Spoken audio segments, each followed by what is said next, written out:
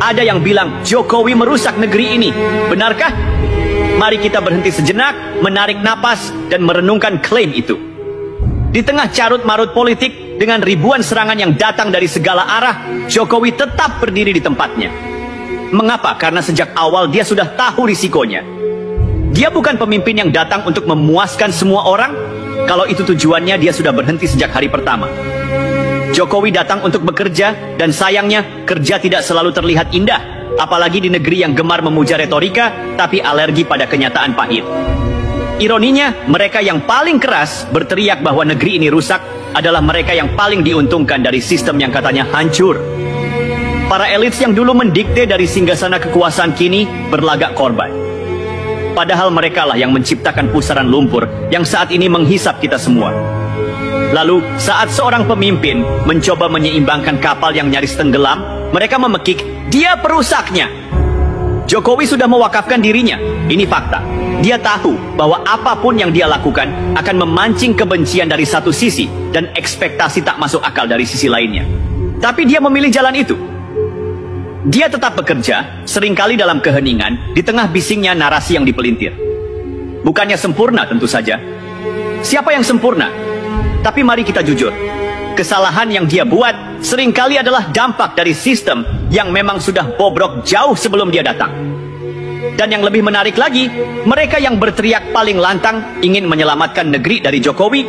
Apa solusi mereka? Revolusi? Kudeta? Atau sekadar nostalgia kosong tentang masa lalu yang katanya lebih baik?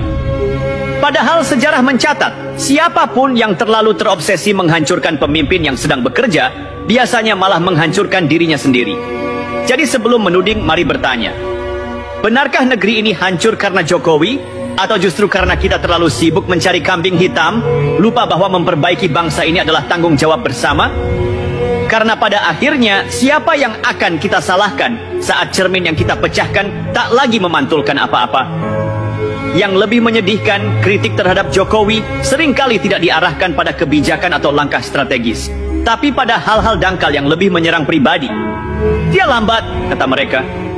Tapi bukankah negeri ini yang lambat belajar bahwa perubahan butuh waktu? Dia terlalu sederhana, mereka menambahkan. Seolah-olah seorang pemimpin harus penuh gaya dan jargon agar dianggap pekerja. Dan disinilah letak ironi terbesar. Kita mengeluh tentang korupsi, tapi ketika ada pemimpin yang sederhana, kita mencibir. Kita mendambakan kemajuan, tapi begitu ada yang mendorong pembangunan, kita malah curiga. Kita bilang ingin keadilan, tapi kita hanya mendukung jika keadilan itu berpihak pada kelompok kita sendiri. Jadi sebenarnya apa yang kita mau?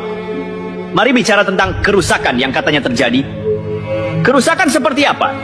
Infrastruktur yang dulu hanya jadi rencana kini berdiri di depan mata? Desa-desa yang dulu terisolasi kini tersambung dengan akses jalan? Atau keberanian membuka diskursus publik tentang energi terbarukan meski melawan kepentingan besar? Jika itu yang disebut kerusakan, maka mungkin definisi kita tentang kemajuan perlu diperiksa ulang. Tapi tentu saja tidak semua hal sempurna.